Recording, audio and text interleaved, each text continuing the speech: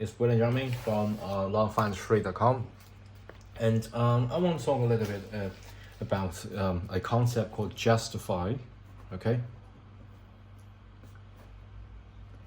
So yeah, you might have heard a phrases called justified, say justified PE ratio, something like that. So what does the justified mean? So if you calculate the normal PE ratio, okay, you just need a P and E, okay?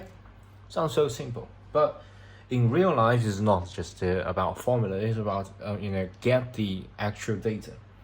So if it's a justified PE, the P as well as the E have specific requirement.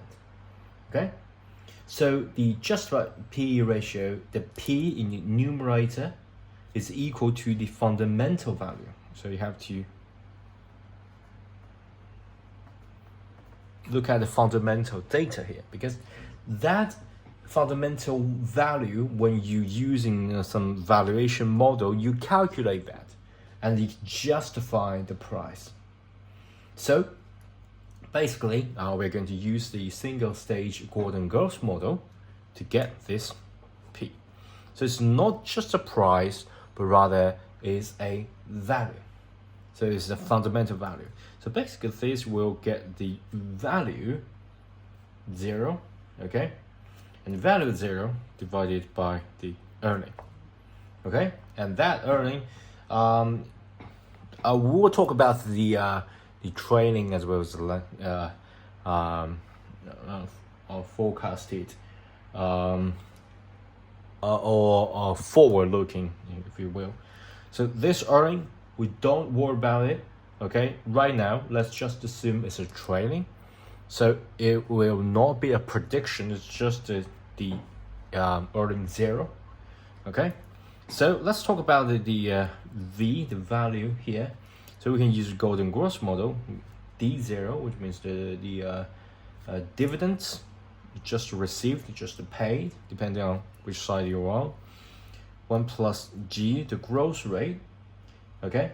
And then Gordon-Gross model, so R, required rate of return, you can use say PM to calculate that, and then the growth rate, dividend growth rate. So remember, this is just a V, the value here, but you also need to consider the E, okay? So you can say the E here, or you can just make it divided here. Doesn't really matter, okay? All right, so this will be a, hopefully, you can sort of do the visual here.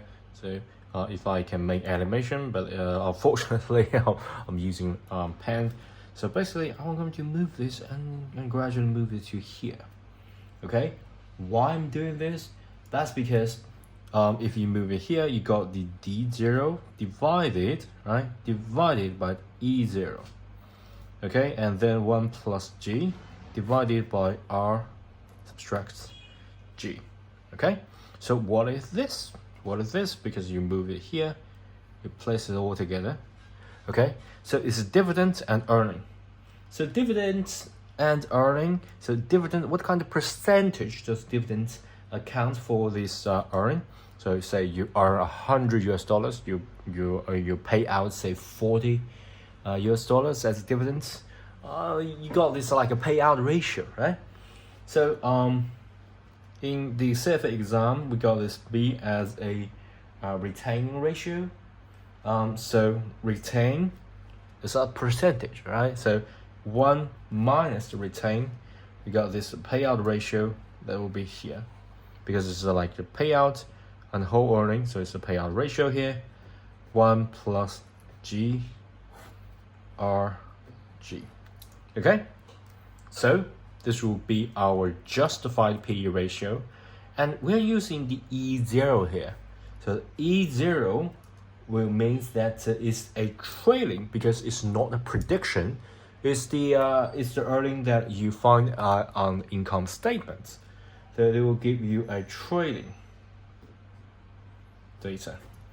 So basically, this will give you a justified trailing PE, which means justify the price will be the V0, right? Trailing E0, and this will give you D0, 1 plus G divided by E0 divided R and G will give you 1 minus B, 1 plus G, R minus G. Okay? So this formula will be the justified trailing P ratio. Okay? So basically you got this dividend payout ratio, right? You got this payout, you got this retaining ratio, doesn't really matter. Whatever you get, okay? As long as you got the final payout ratio here, okay? You can use the retaining ratio and subtract that from 1, or you can just use this.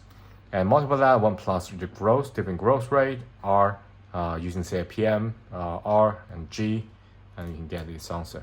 Justified trading P ratio. Okay? And don't forget to give this video a thumbs up, and please subscribe to my channel. Okay? Thanks, bye.